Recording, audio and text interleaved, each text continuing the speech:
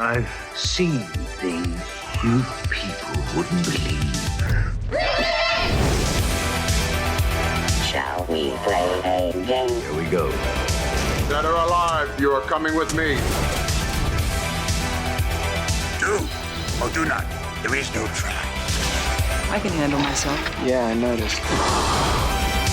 The sleeper has awakened!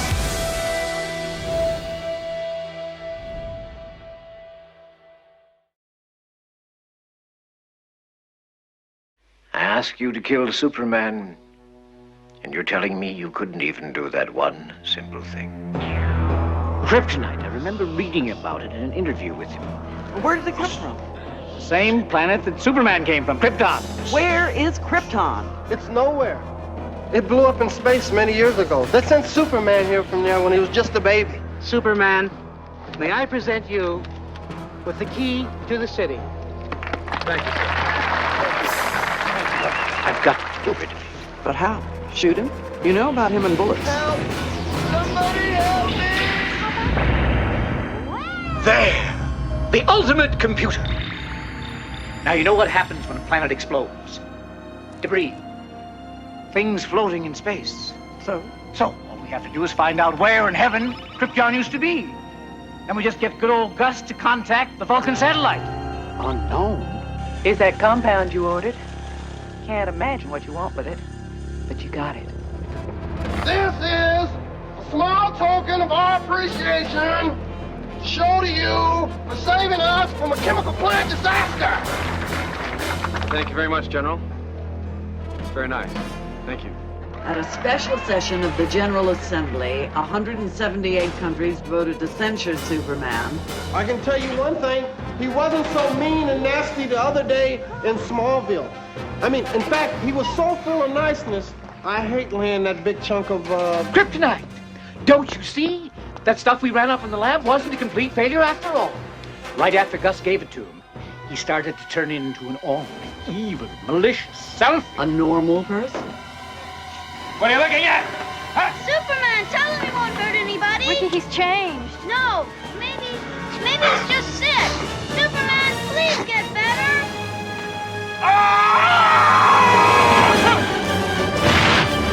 Wait till Superman finds us. Then you'll see some fun. Wait a minute, you're gonna mess with Superman? Congratulations, old buddy. You're going to go down in history as the man who killed Superman. No. He's still coming. He's going to get me. Don't bet on it. Hurry up! Power! More power! Like your sparkler. I couldn't believe it when Clark gave it to me. Clark gave it to you? Way to go, Superman! Superman? That's me.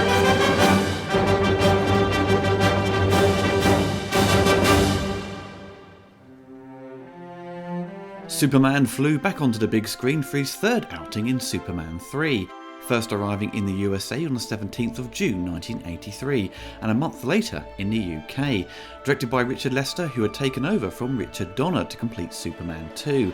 Dick Lester was well known for his work on the Beatles films A Hard Day's Night, Help and the Musketeer movies. The film was produced on a very large budget for the time at nearly $40 million, and was successful at the box office, bringing in $100 million worldwide. It didn't make the numbers of Superman 1 and 2. This was when sequels rarely ever matched the success of the first film, but as Superman 3 arrived during the VHS rental boom, it pulled in an additional $13 million. 1983 was another packed summer of sequels, with Return of the Jedi, Jaws 3D, Psycho 2 and Octopussy. The marketing for the film was less effective than the previous entries, with possibly one of the clumsiest trailers ever produced. It spoils the end of the film by showing the audience the computer exploding and Superman and Gus Gorman becoming friends. Such a mess. The posters had to be changed to tailor the different markets. As Richard Pryor was huge in the States, the poster would reflect that, but in international markets there was more of a focus on Superman. Critics were less keen on Superman 3 due to its change in tone and leaning more towards comedy. With star Richard Pryor at the helm, it changed the direction of the Superman series. Roger Ebert praised its production values and felt it was entertaining, but felt it never did anything with the relationship between Superman and Gus Gorman. He felt the love affair between Clark and Lana didn't go anywhere. Gene Siskel was more harsh, feeling it was boring, and Richard Pryor was wasted. Film critic Leonard Maltin said that Superman 3 was an appalling sequel. that trashed everything that Superman was about for the sake of cheap laughs. Parents were upset seeing Superman turn evil, and young children were terrified by the transformation of Vera into the cyborg at the end, providing some effective nightmare fuel. As Star Wars came with a wealth of merchandise and toys, the Superman series never really took advantage of it. Christopher Reeve never sold his likeness at the time, so no toys were available, and the only thing on the market for the fans were posters, comic and book adaptations, board games and the usual tie-ins with cereal. There was a video game in development based on the movie for the Atari 5200 and 800 XL. A prototype was leaked a number of years back for the 800 XL, looking pretty complete. You can find more information on the game at RetroWare TV. As the film arrived during the video game crash in the United States, this may have had an effect on its reasons to be cancelled, or it didn't meet the high quality standards set by Atari. Superman 3 premiered on television in 1986 on ABC, and in the UK on LWT, which is now known as ITV today. For its early broadcast, it was extended in length, so they could include more adverts. The previous 2 Superman films were also extended for their broadcast in the USA and other parts of the world. This was common practice during the 80s, whereas today, this doesn't seem to happen. Superman 3 would receive a new opening title sequence, having the credits in space, and a number of scenes mostly involving Richard Pryor were extended. Most of the new scenes are a bit redundant and don't really add much to the film, making it the weakest of the extended TV cuts of the Superman films. Over the years, Superman 3 has received warmer feedback from fans and moviegoers who have come to appreciate what it was doing at the time. Office Space by Mike Judge borrowed Gus Gorman's idea of stealing money with every transaction, and pointed out how underrated Superman 3 was. And filmmaker Edgar Wright, during the press of Scott Pilgrim, highlighted that Richard Lester was an influence on him growing up, and highlighted the merits of Superman 3. You know, I even like big chunks of Superman 3, and I'm not ashamed to admit it. Don't jeer. Bad Superman is awesome. Superman 3 was always in the pipeline for the Salkinds, who had the rights to produce the films. Christopher Reeve was contracted to appear in 3 movies, and during the end credits of Superman 2, they proudly announced Superman 3 is coming soon, exciting fans worldwide. But the producers didn't really know where to go with the third entry, and threw many ideas on the table. In its early planning stages, Ilya Salkind had come up with a treatment that was far more cosmic in its direction, taking many ideas from the comics featuring Brainiac, Mxyzptlk, and Supergirl would also make an appearance. Apparently Warner Brothers didn't like the idea. The Salkinds had heard about Richard Pryor on The Tonight Show expressing his love for Superman the movie, and mentioned he'd love to star in one. I couldn't find the specific clip online. The only evidence I found is Pryor mentioning he was excited for Superman 2 after recently seeing the trailer. Oh, I want to see Superman 2. Superman 2? That's what I'm waiting on to see. Really? Yeah. So did you see Superman 1? Sure. Well, this one, remember the people who's in the glass? Yeah. Well, he goes and gets them. Yeah. And brings them back to Earth accidentally. And there's 4 Supermans. I didn't know that. Yeah, and 1 Superwoman. Oh, it's going to be good. The previews are great. We were sitting in there, yay, Soup! The Salkinds reached out to Richard Pryor's representatives and worked out a deal, and Pryor signed on. Warner Brothers and the producers were excited about the teaming up of Pryor and Superman. The Salkinds again brought on David and Leslie Newman to pen the script. They had worked on Superman the movie, but had large chunks of their material changed and removed by Tom Mankiewicz, who reshaped the movie with Richard Donner into the classic it is today. But the Newmans did return to rewrite Superman 2 under Richard Lester's direction. The Newmans tailored the Superman 3 script to Richard Pryor's strengths as a comedian, but Richard Pryor at this point in his career was looking to take on more serious roles, and when he was given the script he felt it was rubbish. But it came with a high salary of $5 million, and Richard couldn't refuse. He would end up being paid $1 million more than Christopher Reeve, but for the first time in the series, Chris would receive top billing. Superman 3 was again financed independently by the Salkinds, but Warner Brothers took on a bigger responsibility handling the distribution rights worldwide, and did have some say in the creative process of the movie, and they were happy in the direction the Salkinds were going. Richard Lester was not a fan of Superman and comic books in general, but because the movie would deal with more comedy, Lester took the job as it was an opportunity to work with Richard Pryor. Lester was a prime choice for the Salkinds because he worked quickly. He used multiple cameras, whereas Richard Donner mainly liked shooting with a single camera, which was more time consuming on the shooting schedule. Many of the crew all loved Richard Donner and were disappointed he never returned to the series. The crew of course liked Richard Lester. He was a funny guy, but he was there to get the job done and on schedule. The late Christopher Reeve is of course back as the Man of Steel. Chris would take on more of a creative role in the production, deciding where the camera would be placed for the flying scenes and assist with directing the action. Chris wasn't fully satisfied with the film, reflecting on it a few years later, saying that he wouldn't return to play the character again, but Cannon Films would entice him back to play the role. With the offer of a larger salary, he could develop the story and they would fund his pet project, Street Smart. The late Richard Pryor stars as Gus Gorman, who is down on his luck but discovers he has an unknown skill of programming. With the film's book adaptation, the writer expands on Gus Gorman's background, revealing he had a skill at repairing electrical goods. Pryor was a lifelong Superman fan and was one of the most popular comedians at the time and made the leap to film with a string of successful movies. Richard Pryor ended up disappointed with Superman 3. He wanted to play the role seriously, but Richard Lester wanted to push his comedic skills, and he was terrified with the flying scenes due to his fear of heights, and would often be trembling while in the wires with Chris Reeve. Chris would reply, "Don't worry, I'm holding you," and Richard would reply, "Well, who's holding you?" Another fine example of Chris just falling into character. We're on the ground, Gus. Huh. Morning. Gus Gorman steals money from Websco Industries by collecting fractions of a cent from other accounts and depositing them into his own. In computer crime terminology, it's called salami slicing. Annette O'Toole plays as Lana Lang, who's always had a crush on Clark Kent. We find her years later as a single mother after a failed relationship and fighting off the advances of Brad, who after being popular at college has become a washed-up drunk. Annette was a fan of the Superman comics, especially Lana, and getting this role was a dream job for her. She will later go on to play as Martha Kent in Smallville. She recalled years later how she spent most of the shoot working with Chris as Clark Kent, but when he turns up as Superman, she said it wasn't Chris standing in front of her, but Superman himself. Paul Cathler stars as Ricky, Lana's son. Paul had no acting experience and didn't continue with any other roles outside of Superman. He now works for the oil company Shell in Calgary. The late Robert Vaughn plays as Ross Webster, the head of Websco Industries, a role originally considered for Frank Langella. Ross uses Gus to gain control of the coffee and oil market, and in return builds the ultimate computer. Robert was well known for his role in The Man from U.N.C.L.E. and The Magnificent Seven. Gavin O'Herlihy plays as Brad Wilson, who's become a shadow of his former self, and is now an embarrassing drunk, and works for Websco in Smallville as a security guard. He has always hated Clark Kent and has been desperate to be with Lana Lang in hopes to get his life back on track. I'm sure many of you will recognise Gavin from Death Wish 3 and Willow. The late Margot Kidder returns as Lois Lane and only makes a small cameo in Superman 3. She was not contracted to return as the character, but Margot felt the producers were punishing her for speaking publicly about how she felt when Richard Donner was fired and not brought back for Superman 2.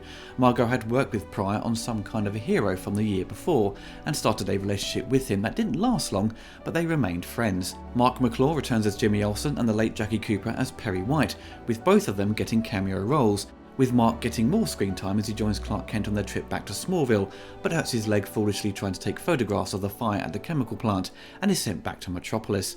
Pamela Stevenson plays as Lorelei, Ross Webster's assistant who plays dumb in front of her boss and his sister, but is in fact far smarter than she lets on. Pamela was a popular comedian during the 80s, starring in the Not the 9 O'Clock News and Saturday Night Live.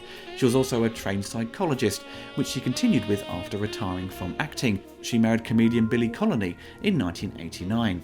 Annie Ross plays as Vera, Ross Webster's sister. Annie is a trained singer and is best known as the member of the jazz trio Lambert, Hendricks and Ross. Vera defends her brother and makes sure what he wants gets done and despises Lorelei. Though uncredited, she provided the voice of Ursa in Superman 2, dubbing over Sarah Douglas.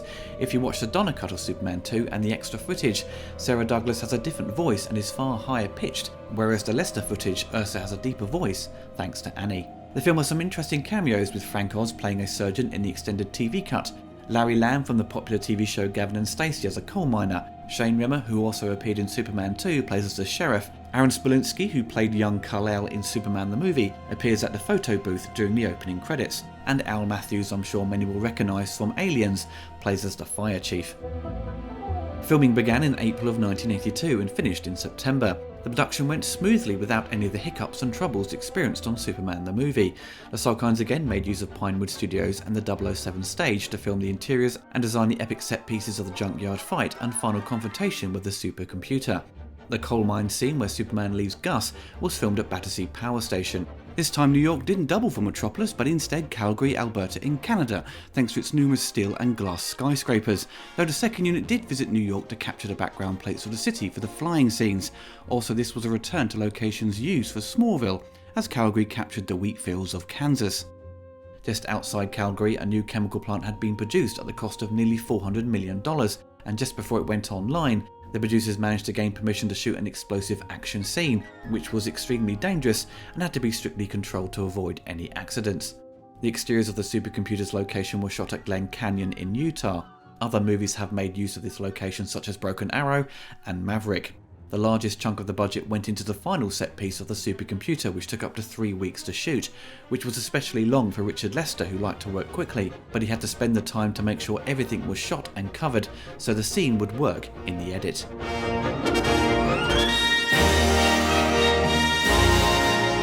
The film opens with Gus Gorman, who's been unemployed for 35 weeks and is no longer eligible for benefits, spots an advert to become a programmer, and discovers he has a talent for it, and is hired by Websco Industries. At the Daily Planet, Clark Kent convinces his boss, Perry White, to let him and Jimmy Olsen return to Smallville for his high school class reunion. At the same time, Lois Lane leaves for a holiday in Bermuda.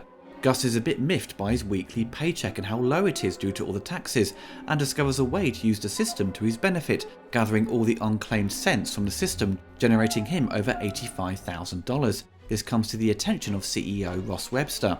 En route to Smallville, Superman comes to the rescue and puts out a fire at a chemical plant, and Jimmy breaks his leg with his attempts to take photos during the chaos. At the reunion, Clark bumps into his old friend Lana Lang. Clark spends a few days in Smallville and gets closer with Lana. Ross is intrigued by Gus's skills and wants to use him to gain control of the coffee market, and he blackmails him into helping him. Ross sends Gus to Smallville to access their system to turn a weather satellite on Columbia, creating a tornado to devastate their coffee crop so he can corner the market. But his plans are destroyed when Superman saves the day. Ross orders Gus to use his computer knowledge to find kryptonite to get rid of Superman. Gus uses the Vulcan satellite to locate Krypton's debris. He discovers that one of the elements of kryptonite is unknown, and substitutes it for tar after glancing at a pack of his cigarettes. Lana convinces Clark to make Superman appear at Ricky's birthday party, but Smallville turns into a town celebration. Gus and Vera turn up and interrupt the celebration disguised as army officers. Gus gives Superman the flawed kryptonite, which has no immediate effect, but Superman soon becomes selfish, showing affections for Lana, causing him to delay rescuing a truck driver hanging from a bridge. Superman quickly spirals into a depression. His good side begins to fight back with his mind splitting into two, and at the same time Websco has started to build Gus Gorman's supercomputer. Ross Webster plans to use it so he can rule the world. Superman 3 continues with the high quality of effects that the series was known for. The FX team made use of blue screen opticals, front projection, miniatures, matte paintings and early computer effects. Many of the crew members for Superman 1 and 2 make a return, with Roy Field handling the optical effects, Colin Chilvers supervising the special effects, Zoran Perisic handling the Zoptic flying effects, David Lane for the wire work, and with Derek Meddings creating the miniatures. Come Superman 3, the FX team were experts with the Zoptic system, and knew how to achieve the best results, and this film probably has the best flying sequences. They may not come across as daring or challenging in their execution, as they mostly consist of Superman flying from left to right with some movement. The most impressive Zoptic work is Superman's approach into the canyon, which looks almost 3D. As he makes his way towards Ross and the group, he is chased by rockets with a mix of front projection and some more difficult shots achieved with blue screen, as we see Christopher Reeve kick rockets and spin out of control as he collides with a giant missile, stunning him for a brief period. The miniature effects handled by Colin Chilvers and Derek Meddings do have a mix in quality. The carnage at the chemical plant looks fantastic, as we see many trucks and buildings explode, but when we come to the final act at the canyon, the rockets as they emerge from the ground do look like they come from Thunderbirds. The scaling is a bit off and they look a bit too small. The destruction of the supercomputer is a mix of in-camera explosions and finished off with a massive miniature, which Derek Meddings handled and is up to his usual high quality of work. As computer games had taken the world by storm in the early 80s, with Atari becoming a household name, Warner Bros. Stepped in and purchased the company in the late 70s, and with Superman 3 dealing with technology, there was a prime opportunity to incorporate some video game action to appeal to the younger viewers. At the cost of nearly $120,000, a division of Atari created 60 seconds of footage that Richard Lester would choose from that would end up being 20 seconds or so included into the final cut. The programmer's brief was to create realistic animation at a high resolution, basically CGI.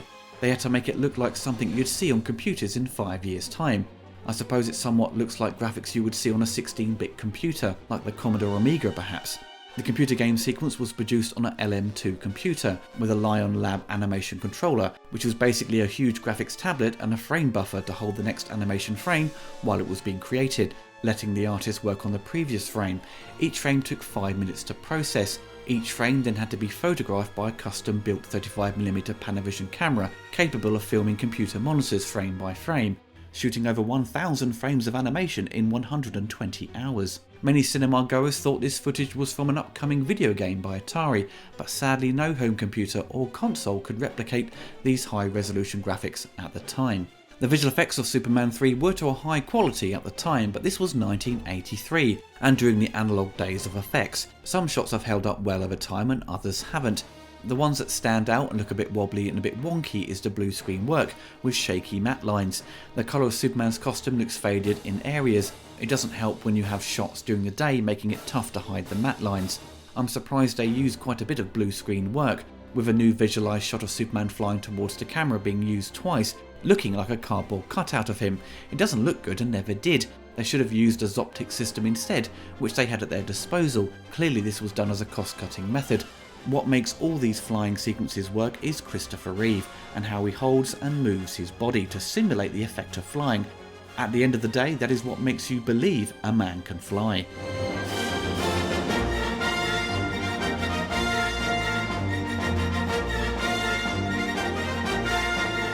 Composer Ken Thorne returns to compose the score to Superman 3. Ken was of course Richard Lester's choice, as he worked with him a number of times, for example on The Funny Thing Happened on the Way to the Forum, in which Ken won an Academy Award.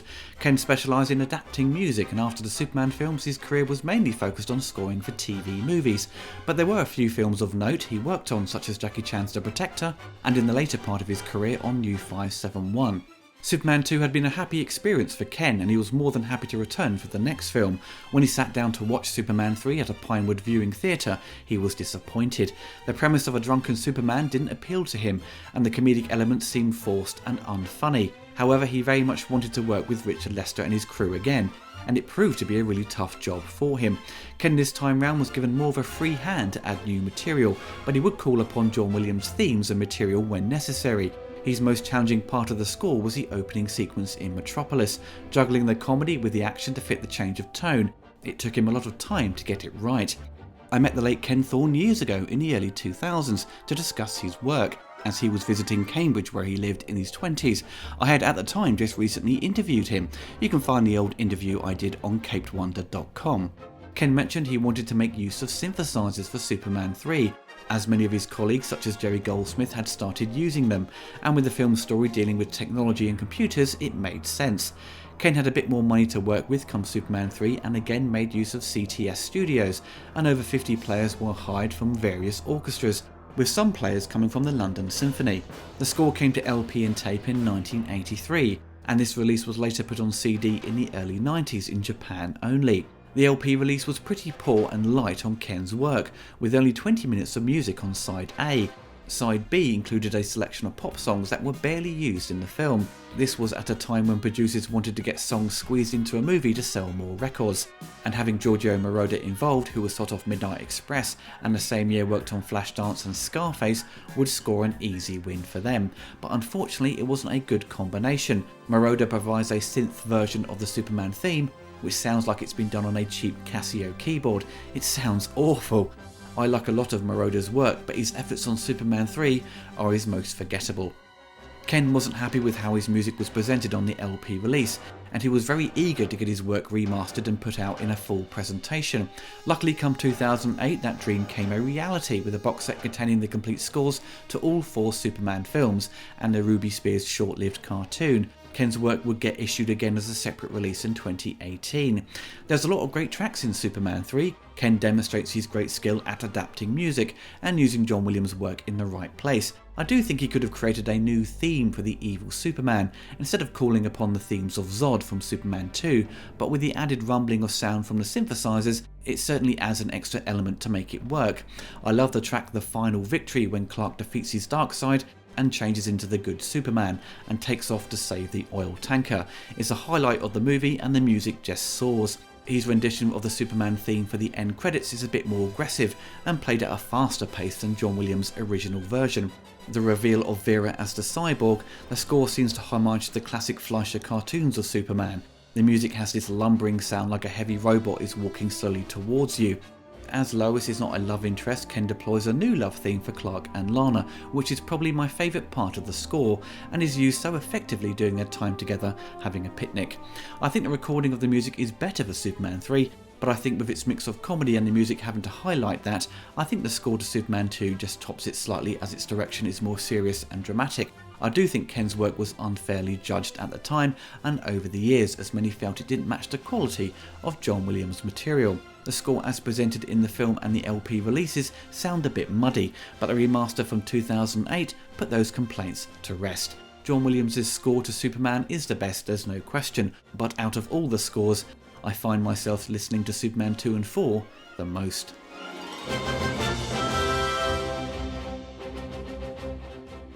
Superman 3 was my earliest memory of seeing Christopher Reeve as the Man of Steel.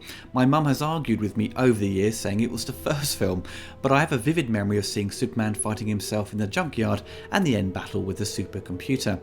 Because it's one of my earliest memories, the film will always have a special place in my heart, as it ignited my obsession with the films and the character of Superman, so I will always be a bit biased towards the movie. Now, objectively, the script isn't brilliant, despite touching upon some interesting contemporary ideas. It falls flat in a number of areas, not disastrously, but there are many moments that don't have a satisfying outcome and creative choices that are a bit baffling and poorly done. The comedy is certainly a talking point amongst fans of the series. For some it doesn't work and others they find it hilarious. As a kid, a lot of the jokes seem to go over my head, as a few jokes are clearly aimed at adults. So as I've returned to it many times over the years, the jokes I felt got better. There is certainly a higher level of slapstick throughout the film, which Lester was known for. The montage of Gus Gorman hacking the computers, though nicely scored by Ken Thorne, has some of the worst comedic moments. The signal crossing men fighting is one step too far. This bit I would have cut out, it's just not funny. Also, having Gus falling off a building on skis and landing on his feet, though an impressive stunt, is stupid and unrealistic. It's so far gone from Donner's direction with taking the source material seriously. I suppose this is what Superman the movie could have been if Richard Donner wasn't involved or hadn't made attempts to change the script early on. I don't think Richard Pryor's performance is bad at all. I think he's doing the best he can with the material, with finding some balance between demonstrating he can act on a serious level but also deliver on the comedy. It just overall becomes this odd part for him within this story. He is a con man who is a genius with computers but can be easily manipulated due to his own greed, but his good nature comes into question when he can play a part in killing Superman. Gus has demonstrated he is a fan of Superman earlier on in the film, so it comes as no surprise where his allegiance lie. It's just unfortunate we only have them sharing screen time in any meaningful way at the end. It just ends up being short and sweet. The film's strongest aspect is everything dealing with Clark and his visit to Smallville and his eventual transformation into the evil Superman. The new love interest of Lana Lang is a nice change of pace, as the Lois and Clark love story had been pushed as far as it could for now, and for a sequel it made sense to return to his old flame of Lana. Chris and Annette's chemistry works wonderfully, as they both get so close to expressing their feelings for each other, but we the audience never get that key scene from them to take it to the next step. Lester directs this great scene as Lana and Clark clear up the mess from the party. It's all done in one take, as Clark just listens to Lana about her and what she's been up to and how her life hasn't gone the way she wanted. And their scenes together having a picnic is a sweet moment that is undone by a cheap gag to cut it off, and then Superman has to go save Ricky. I honestly think Christopher Reeve looks his best in this film out of all four movies. He is at his peak with his physique, and he has matured enough as an actor, so with his performance he is totally confident on screen and comfortable playing the part. It now seems like second nature to him. He just elevates the movie, and once he turns evil, the part really gave him the chance to show off his acting chops. He could play a villain and do it well. Evil Superman doesn't really get up to too much trouble in the grand scheme of things. He's just a bit petty and a bit of a pain in the arse. The filmmakers and writers couldn't go too far with his antics, as they had to stay within the bounds of the PG rating, but seeing Superman get drunk and flicking peanuts has become a classic moment, and his battle with his alter ego in the junkyard is definitely one of the most popular moments of Superman's history on the big screen. As mentioned earlier with Vera turning into a cyborg, it was scary stuff for children to see. There are a number of movies from the 80s that terrified kids. Dark Crystal, the Beast from Krull, the Giant Shadow Demon from Supergirl, the Wheelers from Return to Oz, the Wolf from The Neverending Story, to name just a few. What makes the transformation of Vera so effective in its horror is that they don't use any music. It's just the sound effects as the metal covers her body and you just hear her screaming in agony. You are just relieved to see Superman return in quick time to defeat her. It's unfortunate he defeats the cyborg so quickly. It would have been good to have a punch-up or something of that nature. As I'm sure I've said before on my channel, either on a podcast or a video, but I see Superman 3 as a standalone adventure for the Man of Steel. It's like a Bond film. You don't have to have seen parts 1 and 2, you can jump straight into the movie and you won't be lost. Sure, it helps to know about Smallville and Lana Lang maybe, but if you didn't, it wouldn't be an issue. Superman 3 really tries to please everyone by offering comedy, action, horror and a bit of romance, but at the cost of somewhat alienating the fans of the previous 2 films, who wanted that serious direction to continue. I think if I was a teenager or adult at the time when it came out, I would have been annoyed by the changes, but seeing it as a kid, I thought the film was awesome, and it's always a movie I've defended throughout the years amongst my friends and other movie fans. I can happily point out its problems, I'm not blind to its faults, but there is a lot of great stuff in it, and the production values are pretty consistent throughout, with great photography by Bob Paintner, who really gives the film this warm pastel colour look to it. The Salkinds always put the money on screen with their movies, they never look cheap. In hindsight though, it's a little frustrating that they just relied on the same writers and director for their productions. I'm sure there were many young and talented filmmakers and writers out there desperate to be involved with a Superman film at the time. Lester wasn't that interested in Superman and was just taking it for a paid gig. They could have hired a young upcoming filmmaker who adored the character like Richard Donner to give it the heart and passion behind the lens it needed to maintain the semi-serious nature of the original. I suppose it's one of those things at the time they didn't realise the full potential and value of the character of Superman, hence why Richard Pryor was thrown into the mix. For those who aren't big fans of Superman, the third film was often ideal for them. I've watched this with a number of people who aren't fussed about the Man of Steel and they really enjoyed part 3.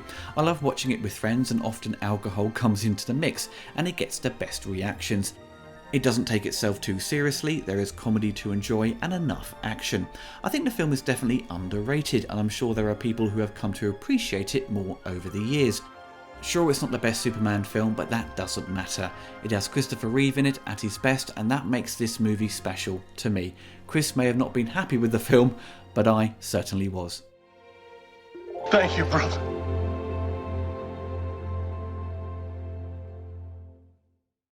You will command the tankers to sail toward a 50-mile area in the middle of the Atlantic Ocean. And do what? And do nothing. Just sit there. How are all the people going to get their oil? You catch on fast, old buddy. I want you to program one special command into all these systems. Tell them these orders are irreversible, so it will be impossible for anybody to switch them back. Somebody's behind this. But you can't tell me there's no oil. And you can't tell me someone's not getting rich off this. Someone's always getting rich. And you know who suffers? The small guy. You know, you get your way all the time. And it's not right. I want to know when I get a taste. Because I know I mean more to you out here doing things for you than sitting in jail doing nothing for nobody. What do you want? These are plans, blueprints. For what? A computer. There's not a computer like this in the whole world, any place. It doesn't exist. You see, we have to build it. Well, what will it do? Anything I tell it. So you've finally shown your true colors. Well, if you're looking for us, here's where you'll find us. Do drop in. Let the games begin. Never underestimate the power of computers. I think it's typical of people like you, Webster. Instead of helping others, all the 4 of you want to do is help yourself. See, I'm not with them, Superman. You're hurting them. That's kryptonite. Yes. You've invented a machine that can find anybody's weak spot. No! Make it stop! I can't. It's out of control. It's feeding its soul. It wants to live.